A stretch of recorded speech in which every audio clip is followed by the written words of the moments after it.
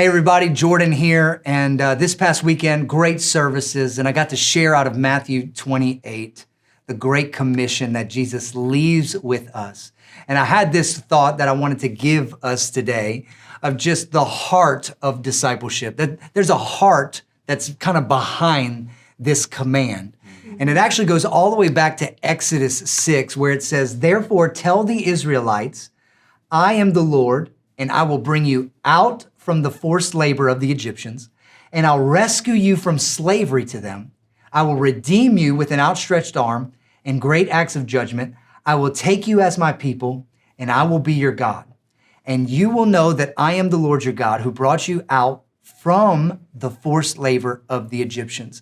So what I thought is just so incredible in this is really this whole command, this what Jesus lived out, God was speaking to all the way back in Exodus when he was going to remove them from Egypt. And this is where in this discipleship journey that we all walk, there's that sanctification process, right? He's got to pull us from the things that we're involved in, the things of the world, and he's got to sanctify us.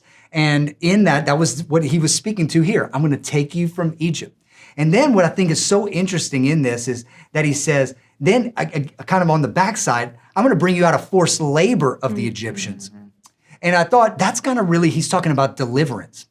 So it's one thing to get us from Egypt, but then it's a completely other thing to get Egypt out of us. Come on, right. You know, and that's that deliverance part that many of us are going to spend this side of eternity working through. All the stuff that's just been kind of holed up in our hearts that God wants to deal with over time. And much like he tells the Israelites going into the promised land, hey, I can't remove all of these armies before you. I'm not going to remove them all overnight because then you'll be overtaken by the animals.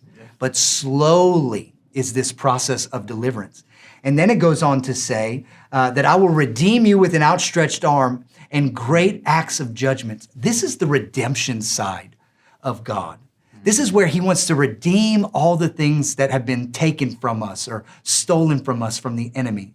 You know, John 10 says the enemy comes to steal, kill, and destroy. And he's been doing a really good job up into your life until you said yes to Jesus, right? But then he wants to redeem all those things. What a God we serve. Yeah. And then that last part, he says, you will know that I am the Lord your God who brought you out from the forced labor of the Egyptian. And it's the you will know. This is that revelation of just realizing, oh my gosh, God, what have you done for me? Yeah. I'm going to spend the rest of my life giving you praise. You know, and then we live our life from a place of praise, from a place of gratitude. And this is the heart of discipleship that kind of comes underneath what Jesus was talking about in Matthew 28. And this is kind of where I want to lead us today as a Christ follower, wherever you are in this journey. It's a beautiful step. Don't try to skip a step because then you'd miss a beautiful moment with Jesus. But in this, if I could just kind of give you the overarching look of this journey, our responsibility is to get lost people saved, saved people delivered, delivered people discipled, and discipled people mobilized.